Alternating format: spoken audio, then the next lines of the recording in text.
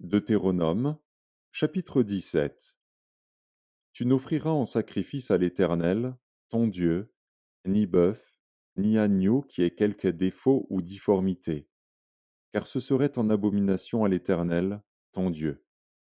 Il se trouvera peut-être au milieu de toi dans l'une des villes que l'Éternel, ton Dieu, te donne, un homme ou une femme faisant ce qui est mal aux yeux de l'Éternel, ton Dieu, et transgressant son alliance, allant après d'autres dieux pour les servir et se prosterner devant eux, après le soleil, la lune, ou toute l'armée des cieux. Ce n'est point là ce que j'ai commandé. Dès que tu en auras connaissance, dès que tu l'auras appris, tu feras avec soin des recherches. La chose est-elle vraie? Le fait est-il établi? Cette abomination a-t-elle été commise en Israël? Alors tu feras venir à tes portes l'homme ou la femme qui sera coupable de cette mauvaise action, et tu lapideras ou puniras de mort cet homme ou cette femme. Celui qui mérite la mort sera exécuté sur la déposition de 2 ou de 3 témoins. Il ne sera pas mis à mort sur la déposition d'un seul témoin. La main des témoins se lèvera la première sur lui pour le faire mourir, et la main de tout le peuple ensuite. Tu ôteras ainsi le mal du milieu de toi.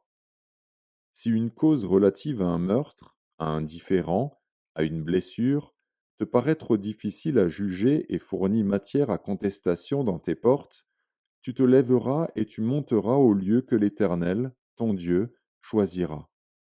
Tu iras vers les sacrificateurs, les Lévites, et vers celui qui remplira alors les fonctions de juge. Tu les consulteras, et ils te feront connaître la sentence.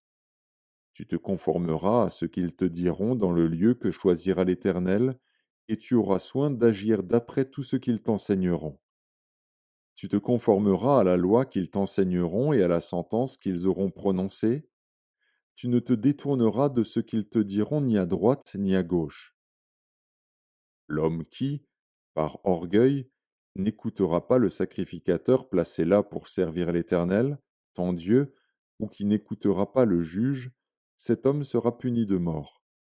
Tu ôteras ainsi le mal du milieu d'Israël, afin que tout le peuple entende et craigne, et qu'il ne se livre plus à l'orgueil.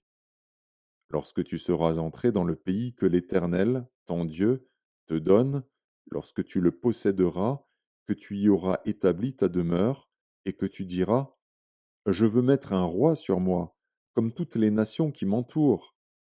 Tu mettras sur toi un roi que choisira l'Éternel, ton Dieu. Tu prendras un roi du milieu de tes frères. Tu ne pourras pas te donner un étranger qui ne soit pas ton frère, mais qu'il n'ait pas un grand nombre de chevaux, et qu'il ne ramène pas le peuple en Égypte pour avoir beaucoup de chevaux. Car l'Éternel vous a dit, vous ne retournerez plus par ce chemin-là. Qu'il n'ait pas un grand nombre de femmes, afin que son cœur ne se détourne point, et qu'il ne fasse pas de grands amas d'argent et d'or. Quand il s'assiera sur le trône de son royaume, il écrira pour lui, dans un livre, une copie de cette loi qu'il prendra auprès des sacrificateurs, les Lévites. Il devra l'avoir avec lui et y lire tous les jours de sa vie, afin qu'il apprenne à craindre l'Éternel, son Dieu, à observer et à mettre en pratique toutes les paroles de cette loi et toutes ses ordonnances, afin que son cœur ne s'élève point au-dessus de ses frères, et qu'il ne se détourne de ses commandements ni à droite ni à gauche, afin qu'il prolonge ses jours dans son royaume, lui et ses enfants, au milieu d'Israël.